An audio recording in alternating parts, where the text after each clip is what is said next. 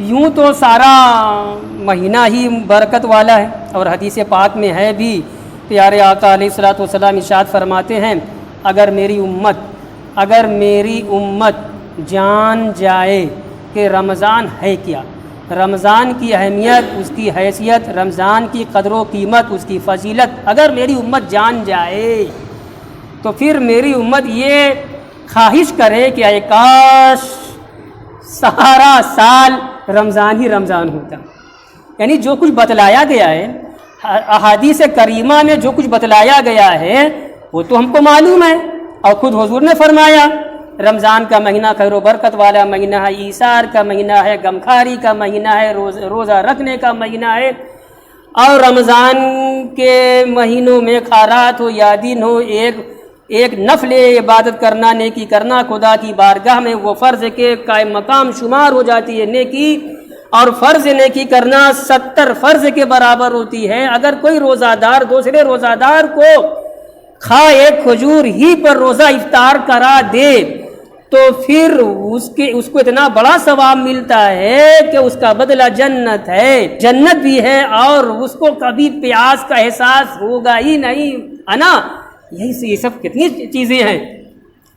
تو یہ ساری خوبیوں اوصاف کے بعد بیان پھر حضور فرما رہے ہیں اگر میری امت جان جائے کہ رمضان کیا ہے تو وہ خواہش کرے کہ پورا زمانہ رمضان ہی رمضان رہے۔ پھر اس میں یہ بھی کہا گیا ہے کہ 3 عشرہ بانٹ دیا گیا نا، رحمت کا عشرہ، مغفرت کا عشرہ، جو بیچ والا ہم لوگ چل رہے ہیں، مغفرت کا عشرہ، عتق من النار، جہنم سے خلاصی کا عشرہ، آخری والا 10 دن۔ تو اس کے بعد یہ بھی فرمایا گیا ہے کہ آخری 10 دن، آخری عشرہ یہ اور اہمیت کا ہوتا ہے، یہ اور اہمیت کا ہوتا ہے۔ غور کرو مسلمانوں، رمضان ہے، ہم نے بتلا دیا، آپ جانتے ہیں، ہے نا؟ پھر یہ فرمایا گیا کہ آخری 10 دن اور زیادہ اہمیت کا ہو جاتا ہے۔ کیا حال ہوتا ہے؟ یہی آخری 10 دن میں ہم عید کی تیاری بھی کرنی ہوتی ہے اور سارا کام بھی ہوتا ہے، ویلکم کرنا ہے عید کے لیے۔ یعنی جو کہا گیا ہے اس کا الٹا ہم کر رہے ہیں۔ ہم یہ نہیں کرتے سامان کی خریداری مت کیجیے، عید کی تیاری مت کیجیے، اللہ نے جو جس کو دیا اپنے حساب سے کرے، مگر لاپرواہی تو نہیں کرنا ہے۔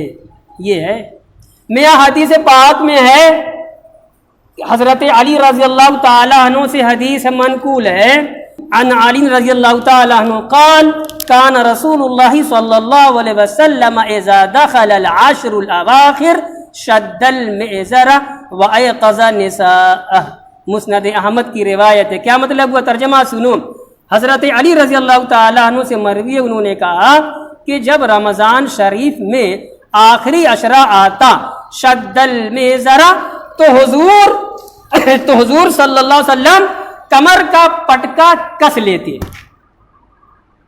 ترجمہ لفظی کر رہا ہوں، شد المئزر، میزرہ اصل میں چاقو چوبند رہنے کے لیے، پھرتیلا پن برتنے کے لیے جو کستے ہیں یہاں، اس کا ترجمہ بعض علماء نے لنگوٹ سے کیا ہے، لنگوٹ کس لیتے کشتی لڑنے کے لیے، ہے نا؟